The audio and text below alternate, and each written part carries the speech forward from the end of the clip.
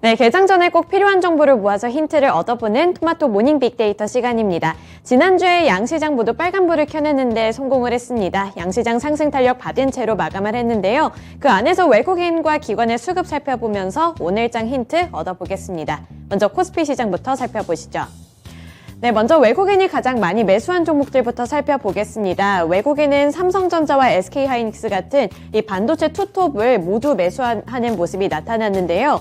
이 삼성전자 같은 경우에는 7거래일 만에 매수 전환을 한 이후 그 다음에도 연일로 매수세가 나타났습니다.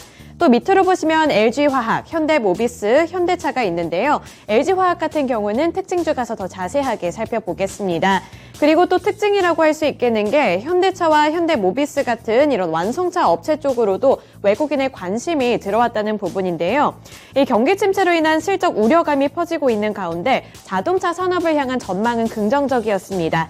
이 반도체 공급난을 해소하면서 앞으로 밀린 주문을 처리할 수 있을 것이라는 낙관적인 전망이 나오면서 외국인의 수급이 들어온 것으로 분석됩니다. 네, 다음으로 기관 쪽 살펴보겠습니다. 기관 쪽 매수 리스트 살펴보시면 LG 에너지솔루션과 코스모신소재 같은 2차 전지 쪽으로도 이렇게 매수세가 유입되는 모습이었고요. 또 낙폭과대주로 분류되고 있는 네이버 쪽으로도 기관의 매수세가 유입이 됐습니다. 또 밑으로 보시면 KB금융 그리고 하나금융지주 같은 이런 금융주 쪽으로도 기관의 수급이 돌아왔습니다. 네, 다음으로 매도 리스트 체크해 보시죠. 먼저 외국인은 LG전자를 가장 많이 파는 모습이 나타났는데요. LG전자 같은 경우에는 2분기 실적이 아쉽다는 평가가 나타나면서 증권가에서는 목표가를 줄줄이 하향 조정했습니다. 이에 따라 외국인의 매도 심리를 자극한 것으로 분석이 되고요. 또 밑으로 보시면 삼성 SDI, 하나금융지주, 하이브와 삼성전자 우선주가 있습니다.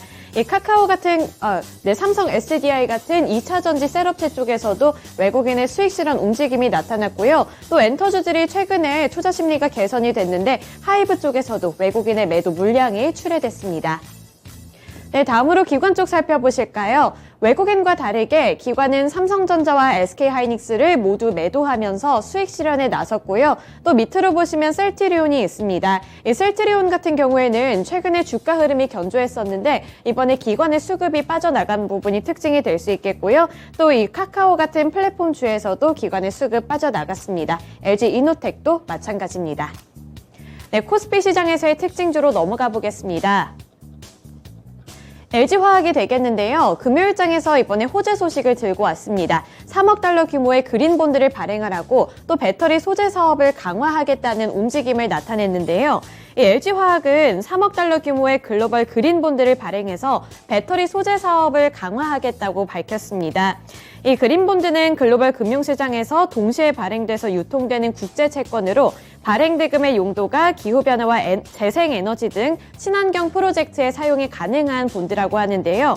LG화학은 이번 그린본드를 확보한 자금을 통해서 양극재와 분리막 등 전기차 배터리 소재 관련 분야에 대거 투자를 하겠다고 밝혔습니다. 이에 따라 지난 시장에서는 LG화학이 큰 관심을 받았습니다.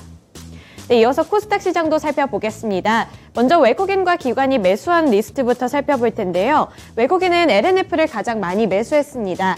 이에 따라 LNF의 주가가 2% 넘게 급등하는 모습이 나타났는데요. 이번에 LG 에너지솔루션의 실적 소식도 있었고 또 미국의 전기차 관련주들을 향한 투자 심리가 개선되면서 이 LNF 같은 2차 전지 소재주들 쪽에서도 외국인의 수급이 포착이 됐습니다. 그리고 연일로 무상증자 효과 받고 있는 노터스도 이렇게 2위에 오른 모습이고요. 또 최근에 제약바이오주들이 큰 관심을 받고 있는 가운데 보로노이와 HLB가 있습니다. 우선 보로노이 같은 경우에는 20% 넘게 급등을 했는데요. 상장 첫날에 18% 넘게 급락하면서 지지부진한 주가 흐름을 나타냈지만 그동안 이 하락폭을 향한 외국인의 저가 매수세가 유입이 됐다고 분석할 수 있겠습니다. 그리고 HLB 같은 경우에는 리보세라닙 효과를 톡톡히 누리고 있는 중인데요. 기술 수출을 하지 않고 독자적으로 신약을 개발하겠다고 밝히면서 이 HLB의 주가 역시 12% 넘게 급등했습니다.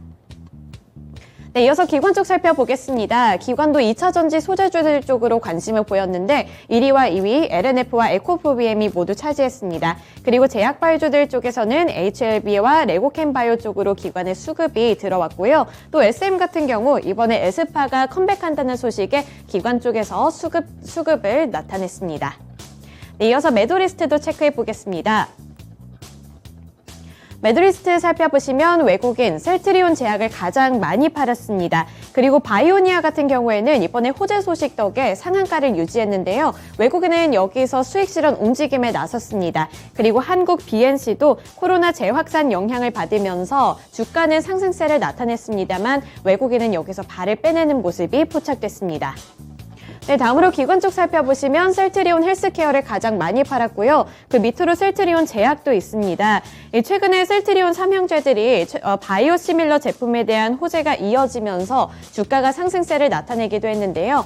하지만 이번에 이런 그룹주들, 외국인과 기관이 모두 발을 빼내면서 이 매도 리스트에 이름을 올렸습니다. 그리고 신재생 에너지 쪽에서는 CS 베어링, 기관 쪽에서 매도 물량을 출회했고요. 게임 관련주 쪽에서는 카카오 게임즈가 매도 리스트에 이름을 올렸습니다. 네, 다음으로 코스닥 시장에서의 특징주 살펴보겠습니다. 바이오니아가 되겠는데요. 이번에 탈모 관련한 호재 소식을 들고 왔습니다. 이 안정성 평가가 독일에서 최고 등급을 받았다고 하는데요. 이러한 소식에 상한가를 달성했습니다. 이번에 독일 더마 테스트에서 안정성 평가 최고 등급을 획득을 했다고 하는데 이에 따라 이 기관과 외국인의 수급이 많이 몰리는 모습이 나타났고요.